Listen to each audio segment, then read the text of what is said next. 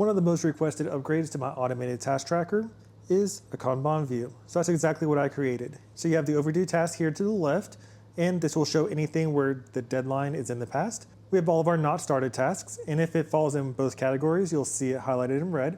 We have all our pending tasks, and we have all of our completed tasks that have been completed in the last 3 days. And you have nice little counters up top. So this is a visualization. So for example, let's say that we want to upgrade our tracker. Whenever I mark this task as pending, it will move automatically to the pending section. And when I mark it as done, it will move from this list and move to the bottom of the task list. And it will be right here in the last completed tab. And this is sorted by priority. So in this video, I'm going to show you exactly how to make this step by step. If you bought the pre-built version, you already have this live. But this is one of the upgrades to my Modular Automated Task Tracker, where you decide which features you want to have on your task tracker and which ones you want to leave off. If you haven't already subscribed, don't forget to hit that button, and let's dive in. All right, so it's best to have a couple of options on your task tracker. That way you can kind of see where things are falling. First thing we're going to do is add another sheet, and I'm going to put this over here to the left. You can put it wherever you want, and I'll rename that as Kanban. Now, I like to leave a little bit of a gap up top and to the left, so I'm going to click between column A and column B and make that a little bit smaller. I'm going to select B3 through D3 and go down as far down as you want. I'm going to go down, say, let's say 70, and I'm going to click Fill Color, Alternating Colors. I'm going to click this red color, and you can either select whatever's there or you can add custom colors. So I'll leave this as a dark red 1 right now and hit done. Now, if I were to type here, it's all black. That's really hard to read. So I'm going to go ahead and select B3 through D3, go to font and change that to white. I'm also going to select B2 through D2, merge those together. For the fill color, I'm going to simply use the dropper to select the same red that we have here and change that to white. So that way everything looks nice and uniformed. I'm going to select B2 all the way through 70, and 70 is included in the alternating range, but it's white, so don't forget that. And we're going to click Borders, Outside Border, and if you want it to be thicker like I have, you can click on this second line right there, and it's nice and thick for you. I'm going to select 71 all the way through 1000, right click, and delete. For column E, we're going to make that a bit smaller as well, and I'm simply going to select the entire table that we have right here, go to F2, and paste it. Now, for the alternating colors, I don't want that same scheme, so I'm going to go ahead and change this to a blue. So clicking on any cell other than in row 2, I'm going to go ahead and click there to fill alternating colors. Right now we have it set to that same default that we had before. This time I'm going to change it to blue. And once again, you can select whatever blue you want, or you can kind of change it to whatever color scheme you want. I'm going to leave it as is, hit done, select the merge cell in row 2, and change that to the same font. So you can either select it manually or click on pick a custom color and select that. And then for both of these, we don't need to have white font anymore since the background's not so white. So I'm going to click reset. So now if I type something, it won't be that. It will be whatever the default font color is for your theme. We'll make column I smaller, select previous table, copy, go to J2, paste it, skip row 2 and go to any other cell that's in the table. We're going to click on alternating colors. I'm going to change it to this yellow color. And then I'm going to change the font to that yellow color as well. Once again, you can select it from the table or use the dropper to make sure it's uniformed. And we're going to make column M a bit smaller. Select this yellow table, go to N2, paste it, click into the table other than row 2, go to alternating colors, and change the color to whatever you want. I'm going to make it this green color, and once again change row 2 to match whatever you have in row 3. We'll make column Q a bit smaller, and then select columns R all the way through Z and delete those. So at the end of the day, it should look like this. This is just the initial formatting that we have. I don't need to see any of these grids because they're kind of ugly, so I'm going to go to View, Show, Grid Lines, and uncheck that. And now it looks a bit more polished. If you want to add more formatting for the inside the table, you can always add borders, but I'm fine with how it is. Now up top, I'm just going to type this for now, but we're going to type overdue, not started, pending, and done. And we'll give this some formatting a little bit later on. Now, instead of typing the names right here, we're actually going to use a formula to add the names as well as all the details that are correlated. In cell B3, we're going to put this formula right here. So what this is doing is it is looking up the table task tracker, the entire table, and that's what we named our task list. If you have something different listed right here, you need to put whatever that name is and then select all so it looks at the entire table. Or you could always select it manually by selecting A2 through L, then going all the way through the end of the spreadsheet. So we're going to query everything in the task tracker table on the task list, and we're going to return specific data. So for the formula, we're going to type equals if error, open parentheses, query, open parentheses, from the task tracker. So once again, you can type task and then it will default to all the different task trackers. Make sure you don't do the top one because it's not including the headers. For this case, we do want to include the headers. This one includes A2 because it's all. So I'm going to select task tracker all, comma, inside quotes, we'll put select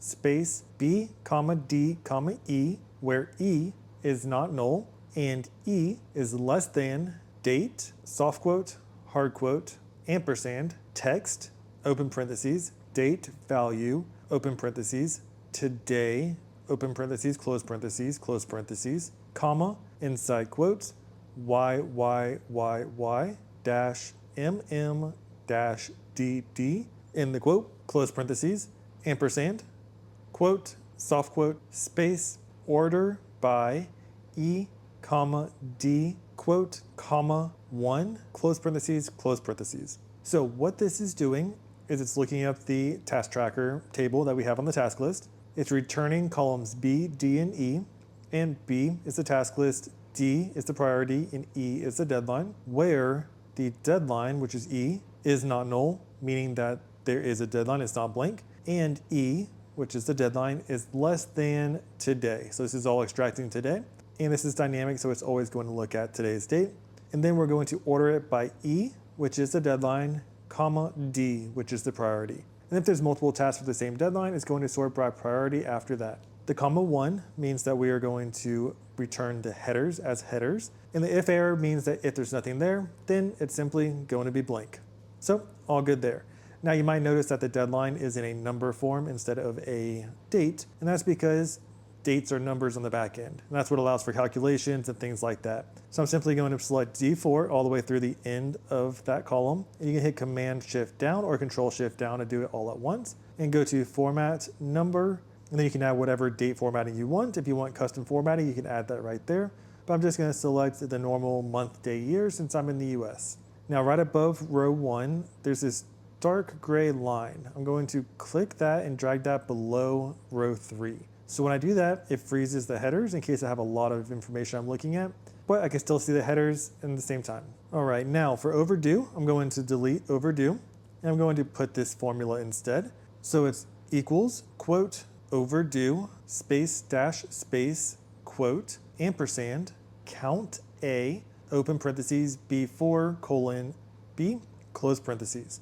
So what this is doing is it's joining the word overdue, it's adding a dash in between, and then it's counting however many we have right here. So if I were to add another one in there, so let's say that this one's overdue, now it's gonna say 2 instead of 1. So it automatically counts however many fall into that category for you. Now I'm gonna go ahead and center this. So I centered it horizontal, and I'm also going to center it vertical.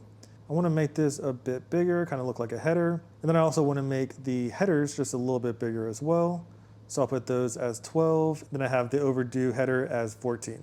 So everything's good. Now to save some time later, I'm just going to select column B2 through D2 all the way through the end of the columns.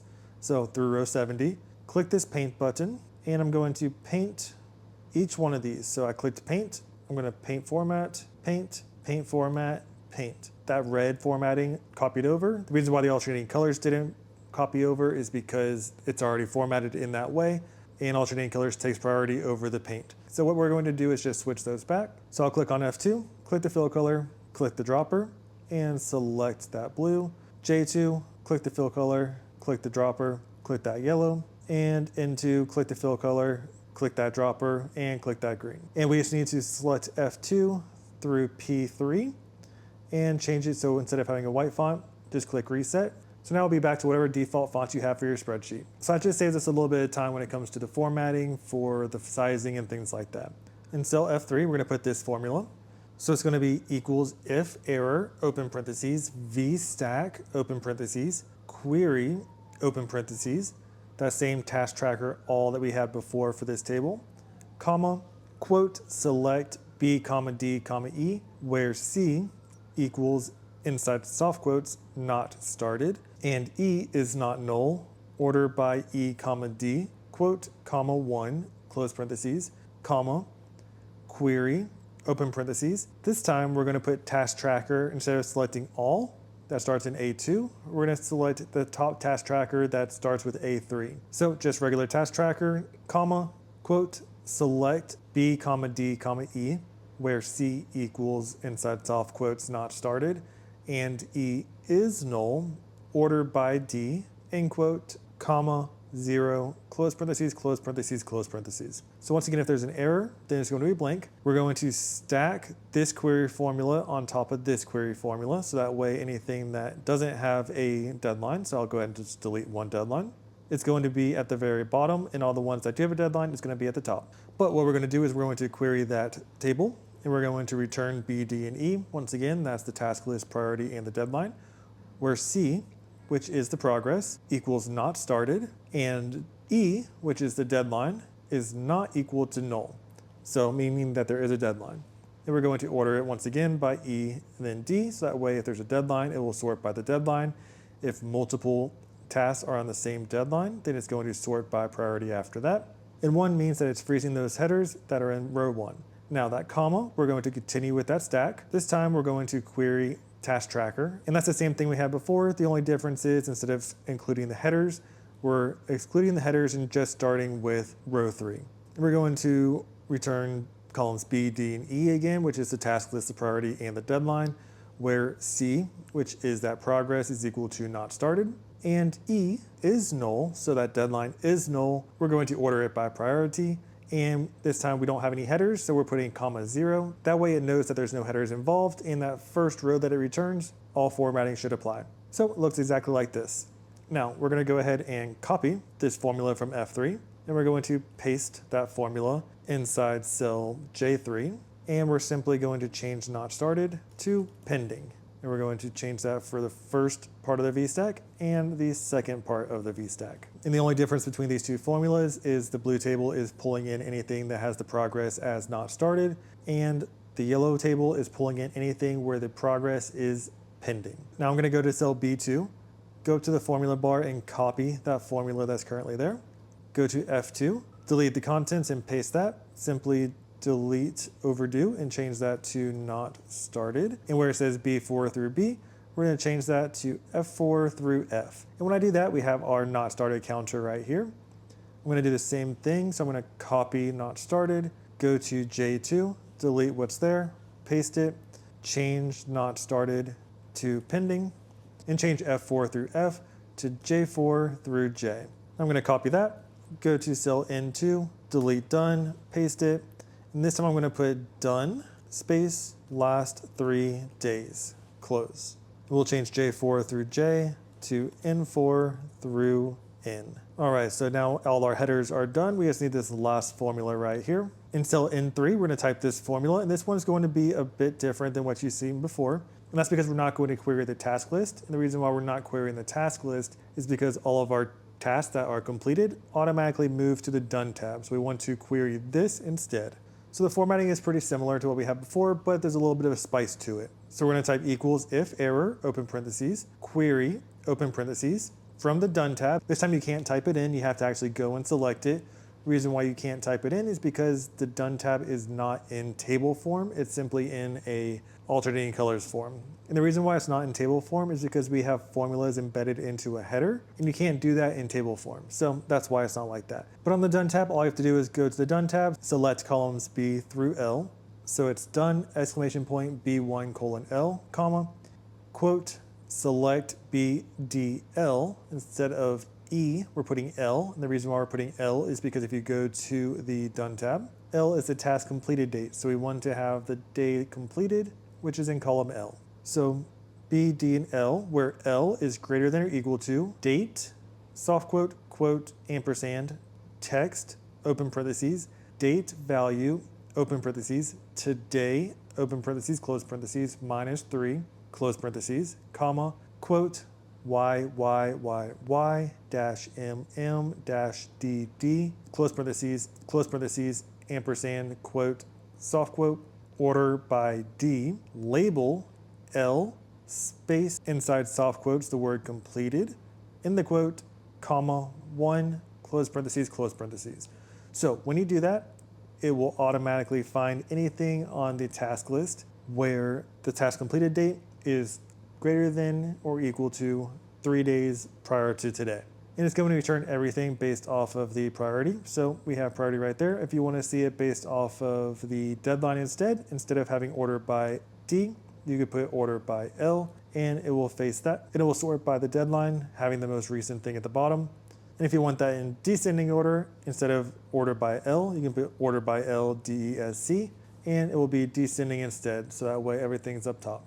But I'm going to leave it as sorting by priority. So what this is doing is it's looking up 3 days ago, anything that's greater than 3 days ago, and it's ordering by L. Now, if we didn't have this label piece, it's simply going to return whatever header I have inside the table. So called task completed, it looks a little bit not fun. So that's where this label comes into place. So I'm simply labeling column L as completed, and that's it. Otherwise, everything works the same exact way as it has in the past. Okay, so the last thing we need to do is add some formatting so that if the deadline is in the past, it highlights red, kind of like how you see here. Unless it's in the Done tab, then obviously we don't need to have that because it's already been completed. So we're going to select on D4, hold down Command-Shift-Down, and click that twice to go all the way through the end of the column. Or if you're on a PC, Control-Shift-Down, or you can manually select it, no big deal. We're going to go to Format, Conditional Formatting, Format Cells If drop-down. I'm going to say Date is before. If the date's before today, I'm going to give it this dark red color. I'm going to make it this white font. Now, if I go there, we can see that this is all highlighted red because it's in the past. I want to apply this formatting to both the not started and pending tasks as well. So I'm going to go back into the formula where it says apply to range. I'm going to click select data range, add another range, and we want to apply this to H4 through H70, add another range, and L4 through L70. I'll hit OK. And now it's applied to both column H and column L. We'll hit done and we are all good to go. So now your Kanban view is live and fully set up. So let's test it out. So let's go ahead and change this one to in the past. If I do that, I should see it populate right here, which I do. And I have it right here. So you see it's a not started. If I were to change this to pending, it should move from not started to pending, which it does. And if I were to change this to done, it should clear from this list, go to the bottom of the Done tab, and I should be able to see that in my Done counter, which I can, and it's right there. So everything's working exactly as planned. And that's it. So now the Kanban view is live. If you haven't checked out my other tutorials on other upgrades that I have, make sure to check those out on my YouTube channel. And if you haven't subscribed yet, what are you doing? Make sure you subscribe to get all updates for any future upgrades. If there's an upgrade that you want to see, make sure to drop that down in the comments. Let me know if you have any questions, and like and comment for more.